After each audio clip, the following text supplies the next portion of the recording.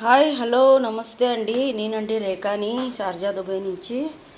ఎలాగున్నారండి అందరూ? మేము కూడా బాగున్నాము. లంచ్ టైం అయింది, రండి మా లంచ్ చూపిస్తాను. చూడండి, అన్నం అండి. అన్నము ఇప్పుడే వార్చానండి అన్నము. అలాగే ఇది వచ్చి పెరుగు చారండి. పచ్చ దోసకాయ ఉంటుంది కదండి, పచ్చ దోసకాయ ఎల్లో కలర్ది.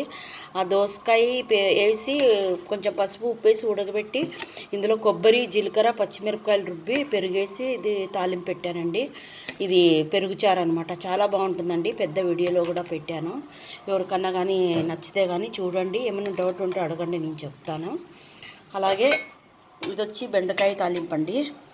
బెండకాయ ఇల్లేవా చిన్నగా కోసి ఎల్లిపాయ కరివేపాకు అన్నీ వేసి తాలింపు పెట్టి పచ్చిమిరపకాయలు ఇందులోకి పచ్చి కొబ్బరి తురుము వేసానండి. పచ్చి కొబ్బరి తురుము చాలా టేస్ట్గా ఉంటుందండి. దీనికి రెండింటికి బాగా కాంబినేషన్ అనమాట.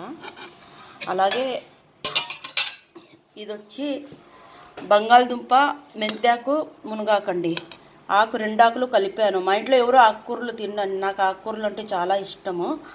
అలాగే బంగాళదుంప అండి, టమాటాలు అన్నీ వేసి కూరలాగా చేశానండి. ఎల్లిపాయ పచ్చిమిరపకాయలు లేవా దంచి కొంచెం ఒక్కలొక్కలుగా దంచి దరుగుగా అందులో తాలింపులో వేసి ఉల్లిపాయలు వేసి టమాటాలు వేసి తర్వాత ఇవి ఆకుకూరను బంగాళదుంపలు వేసి చేశానండి. లాస్ట్లో ఇలా మిరప్పొడి వేసానండి, శనగిత్తనాల పొడి లేదా శనక్కాయ పొడి అండి.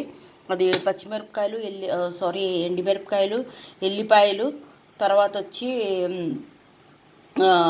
శనగిత్తనాలండి, ఫ్రై చేసిన శనగిత్తనాలు వేసి దొరకగా పొడి కొట్టేసేసి దీనిపైన వేసేసానండి. ఇది మీకు కనిపిస్తుందో లేదో కానీ చాలా టేస్ట్గా ఉంటుందండి. ఎంత టేస్ట్ ఉందంటే అంత టేస్ట్ ఉంది. అన్నంలో ఉత్తగే తినొచ్చు, చపాతీలకు కూడా బాగుంటుందండి. ఇవేనండి ఈరోజు మా లంచ్. ఓకేనండి. మా వాళ్ళు పొద్దున్నే అన్నీ కట్టుకెళ్ళారు. ఇవి ఇప్పుడు చేశాను అనమాట. రాత్రికి వచ్చి ఇంకా రాత్రికి ఇదే తింటారనమాట. ఏదైనా ఆమ్లెట్ వేసుకోనో లేదా ఫిష్ ఫ్రై చేసుకోనో. సరేనండి, రండి తిందాము. ఓకే, థ్యాంక్ యూ అండి. మీ భోజనం ఏందో చెప్పండి.